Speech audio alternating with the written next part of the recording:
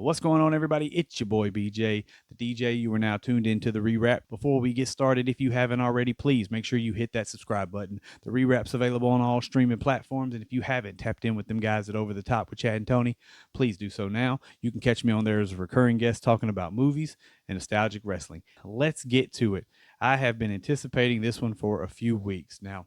A couple episodes back on the B side, we talked about Eminem's new single Houdini, and we talked about the context and the character that which Slim Shady was brought back to life for that particular single. The Death of Slim Shady album has been out for a couple weeks now, and it is breaking records left and right. Not just for this particular album, it has also elevated Eminem's overall catalog. Recovery is now certified diamond, making Eminem the only artist with 4 diamond certified albums. It seems to be easy for artists this day and age to have a single go diamond. I mean, everyone from Meg Thee Stallion to Drake has diamond certified singles, but to have an entire album go diamond is a feat that doesn't happen very often anymore, right? Eminem has 4 albums that are certified diamond, Recovery being the latest. And I think the greatest hits, Curtain Call is close. I think it's around 7 or 8 8 million. So it's close to being certified diamond. And I know it's a greatest hit, so it technically shouldn't count, but there were several unreleased songs on there that came out as well. So, but that's that. And, now we're talking about the Death of Slim Shady. I'm not going to go through every song on this particular album, but I will say this. This is the first time that Eminem has successfully recreated the Slim Shady aura for an entire album in a long time. I'm talking probably Marshall Mathers LP. There were hits and misses on Marshall Mathers LP2. There were hits and misses on the Eminem show, but nothing has captured the presence of Slim Shady throughout a whole album in a long time. And he did it on this one. Right before the album dropped, Eminem sends out a message that says, you have to listen to this album in sequence. And when I found out it was a concept album, I got even more excited. Songs that stand out to me on this particular album. Brand New Dance was an older song. You can tell kind of by the sound and the vibe of it that it was an older song that was meant for another project. You can tell by the Christopher Reeves references, and he would reference it again on another song on this particular album. It seems that Eminem did not put this out on the previous project because Christopher Reeves passed away, which not knowing that at the time, we would have never known. Which was a little bit out of character. It shows a different side of Eminem than what most people see. That he would hesitate to put out a song based on something of that nature. It just shows a human side of him, right? But Brand New Dance is an older song. A lot of Christopher Reeves references on it. It fits this album.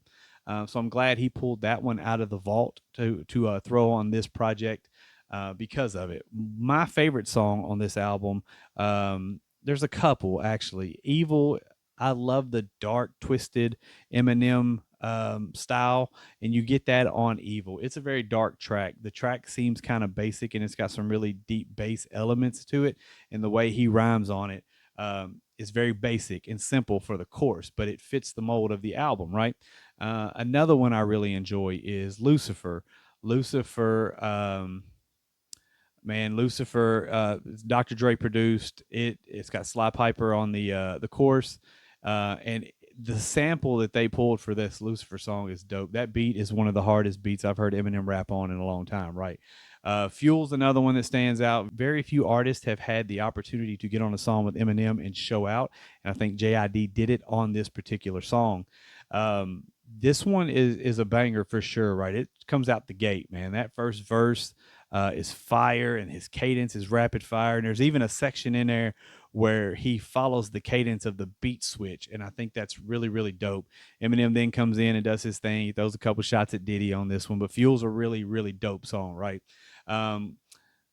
Houdini, of course, the lead single, big fan of it. The one song that really stood out to me on here more than anything is Guilty Conscience 2, right? I'm a huge fan of the original Guilty Conscience song on the Slim Shady LP, but this one is completely different. You would think it's one of those where it's the good side, bad side. No, this is Marshall versus Slim, and the way it sounds like on this song is that this is a song where Eminem finally kills off Slim Shady. Because after this, you tend to get more of what we've gotten from Eminem over the last couple years, right? Some sentimental type songs. You get some songs where he's just really out of it's not the Slim Shady era of Eminem, right? It's more of the most current Eminem era. But Guilty Conscience 2 is a dope song, right? Again, you get the back and forth between Slim and Marshall. The dialogue is really dope. How Slim made Marshall. Marshall wouldn't be where he is without Slim. And then finally, it ends up with a situation where Marshall tricks Slim Shady into releasing him, and then he ends up killing off the Slim Shady persona. Really dope concept song. Beats nasty on it, right? Just overall great idea, great concept, right? I'm not a big fan of this Easy Meal guy that Eminem signed, and he's featured on that Head Honcho song, and I really can't get into that song just because I can't really get into him as a rapper, and don't know what they're trying to do there with him. But more to come on him, right? Temporary with Skylar Grey. It wouldn't be an Eminem album without Skylar Grey being on it. Temporary is one of those where it's really dope. There's two songs on here that really stand out. Temporary being one, and then Somebody Save Me with Jelly Roll that I'll talk about for the B side, where Eminem pulls audio from his kids actually interacting with him. Temporary is really dope because there's audio of him and Haley interacting when Haley was young.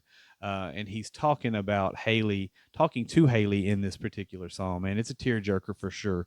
I don't know too many people who have listened to that thing without saying they did it with a dry eye. So, you get Toby with Baby Tron and Big Sean, dope song right there. You get three dope artists from Detroit. All three hold their own on this song. Big fan of Toby. The chorus is fire. I love the play on words there with Toby Maguire got bit by a spider. Me, I got bit by a goat. I think that's a really dope line there, and I love how all three of them flow on this track, right? And then Somebody Save Me. Coming from Nashville, we have been able to see Jelly Roll grow into the artist he is now with country music, but to us, Jelly Roll's always going to be a rapper. And after the last 4 years he's had, it's great to see him on this project. I remember I fell asleep listening to the album, not because I didn't enjoy it, but I just fell asleep because I was tired trying to stay up and listen to the album. And I woke up thinking that my playlist had jumped to something else because I heard Jelly Roll's voice on Somebody Save Me. And then I woke up and realized that he was on this album, and I thought that was super cool, right? He actually had the opportunity to perform with him in Detroit, but he did Sing for the Moment. So it was really cool to know that they were going to use him on this song. And I hate to say this, but this is the remix we wanted. Not a knock on Lainey Wilson in any kind of way, not a knock on the country music community whatsoever, but Somebody Save Me, that context, that chorus, that subject matter, and what that song is about truly, and Eminem, how he flipped it for his life. That's the one we wanted to hear, right? So shout out Jelly, shout out Eminem for making that happen. Benny Blanco on the beat, D-Ray, blessed that song to Jelly when he wrote that. So, but that's it, man. Death of Slim Shady. I'm curious to kind of see where Eminem goes from here with Slim Shady as a character or as a persona, or with music in general. Is this the swan song? I don't know. We'll see. But I'm excited to hear what comes next from Eminem. But I'm going to sit and dwell on the Death of Slim Shady for a while because there are definitely some certified bangers on here that will withstand the test of time. So great project. And again, it's going to continue to shatter records. I think it stopped Taylor Swift's reign at number one. She had been there for a while, and he came in and actually debuted at number one with this particular album. So great job on the project. Really thoroughly enjoy it. If you haven't checked it out, please do so. Run them numbers up. Great project. Again, curious to see where it goes from here. So we'll see. That's it. I'm BJ the DJ. This has been the Rewrap. Catch you on the B side.